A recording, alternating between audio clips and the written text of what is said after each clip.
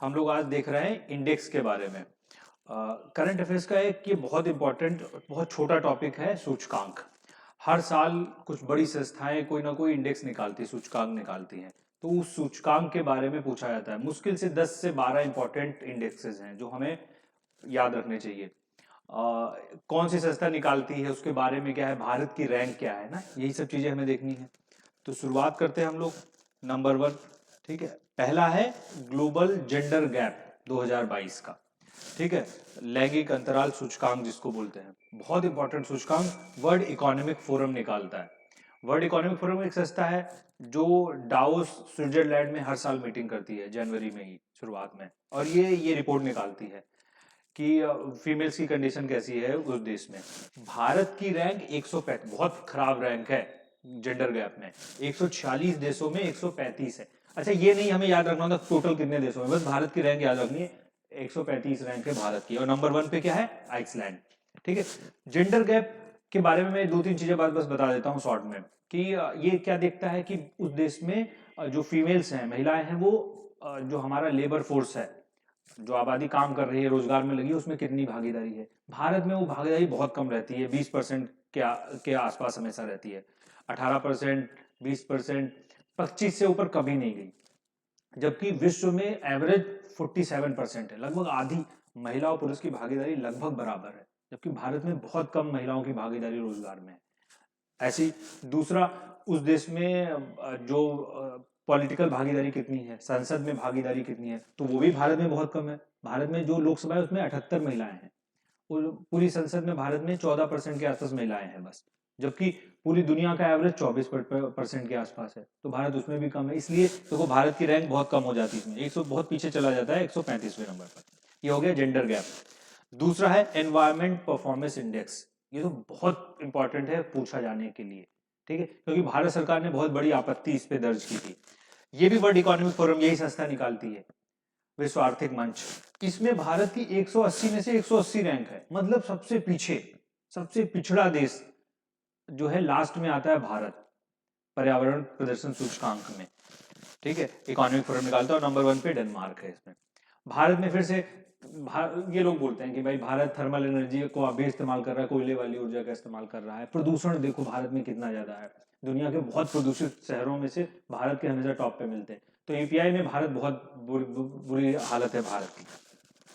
अगला है global hunger index. ये भी बहुत न्यूज में रहा था, वैश्विक भूखमरी सूचकांक। ये एक संस्था है कंसर्न वर्ल्ड वाइड, ये निकालती है। कभी कभी इन संस्थाओं के नाम अब पूछे जाने लगे हैं, रैंक तो कम पूछते हैं कि कौन सी संस्था निकाल रही है। भुखमरी सूचकांक, इसमें भी भारत की रैंक अच्छी नहीं। भारत पिछले साल अच्छा किया था, लेकिन 7 पायदान भारत पीछे लुढ़क गया और 107 पे आ गया 121 देशों में। देश पे से नहीं याद रखनी है, बस भारत की रैंक याद रखनी है। 107 भुखमरी की सूचकांक में बहुत पीछे है भारत में भुखमरी की हालत। अच्छा, सरकार ने तो इतना बोला कि हमने सरकार की तरफ से इतना योजनाएं चला जा रही हैं, पीडीएस योजना चलती है, गरीब कल्याण योजना है प्रधानमंत्री की चलती है ना, कोरोना के बाद से फ्री राशन देने वाली। तब ऐसा कैसे हो सकता है, हमसे आगे तो पाकिस्तान है इस रैंक में। तो इस भाई संस्था ने बताया कि खाली खाने से नहीं है, इसमें बहुत चीजें देखी जा रही हैं कि माइक्रो न्यूट्रिएंट्स कैसे है, कि आपने तो गेहूं उधार दे दिया, ठीक है, चावल, और इंसान के शरीर को बहुत चीजें चाहिए, पोषक तत्व छोटे छोटे चाहिए, आयरन, जिंक, इन सब की कमी भारत में पाई जाती है। भारत में 50% से ज्यादा लोग एनीमिया के शिकार है, ठीक है, आयरन की कमी है उनके अंदर। स्टंटिंग बोलते हैं, बच्चों की जो हाइट है, हाइट के हिसाब से उनका वेट नहीं है, वेट के हिसाब से हाइट नहीं है। भारत में चाइल्ड मृत्यु दर अभी बहुत ज्यादा है, 1000 जो बच्चे पैदा होते हैं उसमें 28 बच्चों की डेथ हो जाती है, ठीक है। तो इसलिए कंसर्न वर्ल्ड वाइड ने इसमें भारत की रैंक में बहुत पीछे रखी। ये ज्यादा इंपॉर्टेंट है इन दोनों से ऊपर से 107। अगला है वर्ल्ड प्रेस फ्रीडम। प्रेस को कितनी फ्रीडम है, आजादी भारत में, तो भारत में प्रेस की फ्रीडम सब देखते ही हो कितनी आजादी है। ये संस्था बहुत पूछी गई कई बार, रिपोर्टर्स विदाउट बॉर्डर्स, ये संस्था निकालती है प्रेस स्वतंत्रता का सूचकांक। इसमें भी भारत की स्थिति अच्छी नहीं है, 150वें नंबर पर भारत है, और नॉर्वे नंबर 1 पर। सबसे फ्री प्रेस मानी जाती है भारत की, नॉर्वे की 150वें नंबर पर भारत है। अगला है, ये दो सूचकांक ये एक साथ में ही देखे जाते हैं, इंपॉर्टेंट सूचकांक है। पहला है हैप्पीनेस इंडेक्स। अच्छा, इसके बारे में भी कुछ पूछ लिया था कि दुनिया के ये कॉन्सेप्ट भूटान के राजा ने दिया था हैप्पीनेस का, कि उन्होंने बोला था कि ये भूटान जैसे छोटे देश है, ये कैसे दूसरे देशों से जीडीपी में compete करेंगे। भारत, अमेरिका, चीन, ये इतने बड़े देश हैं, इनकी इनसे हम कैसे तुलना कर पाएंगे अर्थव्यवस्था में। लेकिन हमारे देश का नागरिक कितना खुश है, ये आंकड़ा होना चाहिए। जिंगमे वांगचुक नाम था, ये पूछा जाता है भूटान के किंग जिंगमे वांगचुक, उनका आइडिया था, उससे फिर ये सूचकांक बनाया गया हैप्पीनेस इंडेक्स। निकालता कौन है? संयुक्त राष्ट्र संघ की संस्था है, एसडीएसएन बोलते हैं। यूनाइटेड नेशन मत याद रखो, बस एसडीएसएन याद रखा जाता है, सस्टेनेबल डेवलपमेंट सोल्यूशन नेटवर्क, ये निकालती है ये रिपोर्ट। भारत की रैंक 136वीं है, और ये इसमें हमेशा लगभग 6 साल से लगातार फिनलैंड ही टॉप पे रहता है। याद भी रखना है, हैप्पीनेस मतलब फन से, तो ये फिनलैंड है जो हमेशा टॉप पे रहता है इसमें। इससे जुड़ा हुआ ही है पीस इंडेक्स, वैश्विक शांति सूचकांक। हैप्पीनेस और पीस सूचकांक एक साथ ही पढ़ा करो जब भी पढ़ो, क्योंकि जुड़े हुए हैं एक दूसरे से ना, समझ में आता है। शांति है जहां जिस देश में, वहीं पे लोग खुश होंगे, हैप्पी होंगे। तो ये निकालता है institute for economics and peace, ये संस्था निकालती है पीस इंडेक्स। इसमें भारत की रैंक 135, अच्छा रैंक भी पास पास रहती है, देखो पीस में 135, हैप्पीनेस में 136, और पीस में सबसे टॉप पे है आइसलैंड। पीस और आइस मिलता भी है आइसलैंड हमेशा, ठीक है। तो ये सूचकांक याद रखने में दिक्कत नहीं होती है। हैप्पीनेस फिनलैंड, फन से रिलेटेड फिनलैंड और 136, और पीस इंडेक्स में आइसलैंड हो गया हमारा। अगला है जो बहुत फिर से न्यूज में रहता है, जिसपे विपक्षी पार्टियां भारत में तो खूब इसको बोलती रहती हैं, वो है लोकतंत्र सूचकांक। कि भारत जो कहता है कि वो दुनिया की सबसे बड़ा लोकतंत्र है। ये तो पता है ना, दुनिया का सबसे पुराना लोकतंत्र अमेरिका, सबसे बड़ा लोकतंत्र भारत देश। और ये निकालता है इकोनॉमिक्स इंटेलिजेंस यूनिट, EIU। इसमें भी भारत की रैंक जो है वो बहुत अच्छी नहीं है, 93 नंबर पे है, 93 नंबर पर। और लोकतंत्र में सबसे टॉप पर फिर से नॉर्वे और स्विट्जरलैंड, न्यूजीलैंड, ये देश आते हैं, ठीक। ह्यूमन डेवलप इंडेक्स, जो ये इंडेक्स फिर से बहुत बड़ा इंडेक्स है ये, और ये जीडीपी के विरोध में बिल्कुल एक तरीके से कॉन्सेप्ट ही आया था, जिसे दुनिया दिखाती थी कि हमारी जीडीपी इतनी बढ़ रही है, ग्रोथ इतनी बढ़ रही है। तो दो अर्थशास्त्री थे, उनका नाम भी बहुत पूछा जाता है, एक तो पाकिस्तान के महबूब उल हक और भारत के अमर्त्य सेन। इन दोनों ने एक आइडिया दिया 1990 में, आइडिया दिया कि सिर्फ जीडीपी बढ़ने से देश की हम प्रगति को नहीं नापेंगे। हो सकता है जीडीपी में क्या है, 5 जो पूंजीपति हैं बड़े, जैसे अपने देश में अंबानी, अडानी, इनको सबको ले लो, अगर इनकी संपत्ति बढ़ रही है तब भी लगेगा जीडीपी बढ़ रही है, बाकी जनता भले गरीब हो रही हो, हालत खराब हो। तो उन्होंने बोला कि हम क्या करेंगे, एक ऐसा सूचकांक विकसित करेंगे जिससे पूरे देश के बारे में पता चले। तो इसमें 3 चीजें काउंट की जाती हैं एसडीआई में। एसडीआई का मैं लिख देता हूं, ये इनका ये नाम था महबूब उल हक,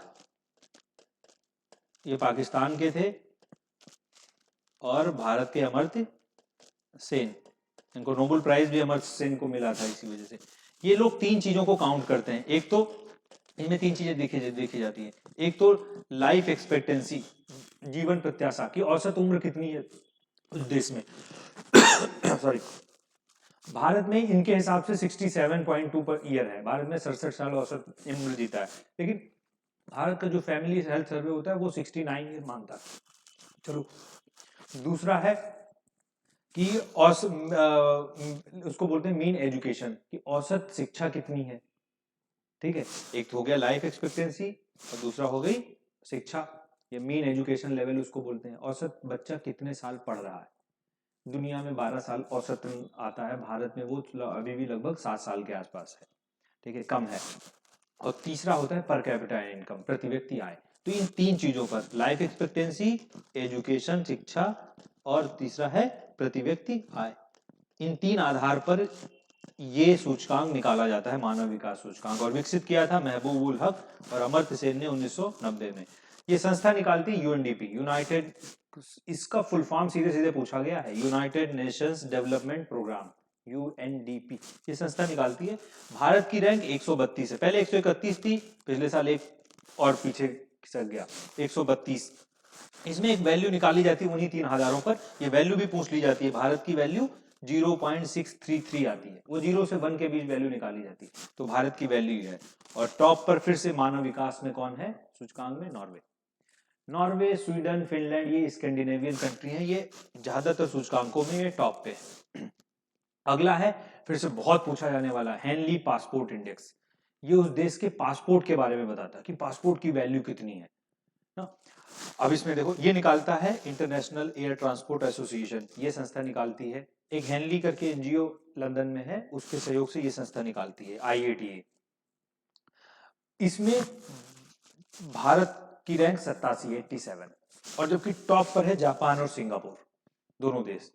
जापान एक ऐसा देश है, उसके बारे में बोलते हैं कि जापान के नागरिकों को 199 देश, दुनिया के 199 देश वीजा ऑन अराइवल देते हैं। वीजा ऑन अराइवल मतलब आपके पास पासपोर्ट हो, आप एयरपोर्ट पे जाके किसी भी देश में चले जाओ, टिकट ले लो, वीजा के लिए लाइन नहीं लगानी आपको। भारत जैसे देश, जो जो देश है, इनको अभी सिर्फ 60 देश जो है, 60 के आसपास, 58 कहीं लिखो तो 60 देश हैं, अधिकतम 60 देश ही हैं अभी जो भारत को वीजा ऑन अराइवल देते हैं। और जापान जैसे देश को मैंने बताया 199 देश वीजा ऑन अराइवल, उनको वीजा की जरूरत नहीं, वो तुरंत एयरपोर्ट पे वीजा उनको मिल सकता है। ठीक है, इससे ये हेनली पासपोर्ट इंडेक्स निकाला जाता है, उस देश के पासपोर्ट की कितनी वैल्यू। टॉप पे ये कई बार पूछा गया, जापान और सिंगापुर कई सालों से ये टॉप पे बने हुए हैं। अगला है ग्लोबल इनोवेशन इंडेक्स, वैश्विक नवाचार सूचकांक। अकेला ये इंडेक्स अभी आया है जिसमें भारत की रैंक बहुत अच्छी है, आ रही है। ठीक है, और बहुत, इसलिए सरकार इसका प्रचार भी बहुत कर रही है। मैंने बताया भी था, नवाचार इनोवेशन में नई नई चीजें खोजी जा रही हैं। तो भारत में जैसे जब से स्टार्टअप वाला कल्चर शुरू हुआ, नई नई कंपनियां लगाओ, शुरू करो, बेरोजगारी की वजह से स्टार्टअप और बढ़ रहे हैं, सरकार भी प्रोत्साहन दे रही है, मुद्रा योजना, ये योजना ना। तो नवाचार में भारत की रैंक क्या है, 40 है, 132 देशों में 40th नंबर पर। ये अच्छी रैंक है भारत की। और नंबर 1 पर स्विट्जरलैंड है। भारत में दुनिया के 40%, इसलिए बोलते हैं डिजिटल ट्रांजैक्शन, जो पैसा मोबाइल से पे किया जाता है, पेटीएम, गूगल पे, पूरी दुनिया के 40% ट्रांजैक्शन सिर्फ भारत में होते हैं।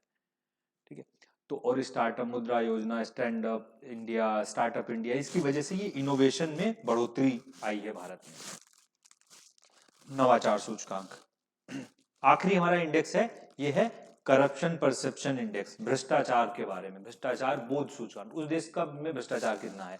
ट्रांसपेरेंसी इंटरनेशनल बहुत फेमस संस्था है, ये निकालती है, और इसमें भी भारत की रैंक कोई बहुत बढ़िया नहीं है। इंडिया की रैंक 85वें नंबर पर है 180 देशों में, और टॉप पर फिर से डेनमार्क, फिनलैंड और न्यूजीलैंड, ये देश है। टॉप वाले भी सबके ना याद हो कोई दिक्कत नहीं है, लेकिन हाँ, इंडिया की रैंक तो पता होनी चाहिए, और कौन सी संस्था वो सूचकांक निकालती है। ये हमारे प्रमुख सूचकांक हैं। इनके अलावा सूचकांक कोई पूछे भी नहीं जाते हैं, यही सूचकांक बार बार रिपीट किए जाते हैं। लेकिन है क्या, कभी संस्था पूछ लेते हैं, कभी भारत की रैंक पूछ लेते हैं, कभी कौन सा देश टॉप पर है वो पूछ लेते हैं।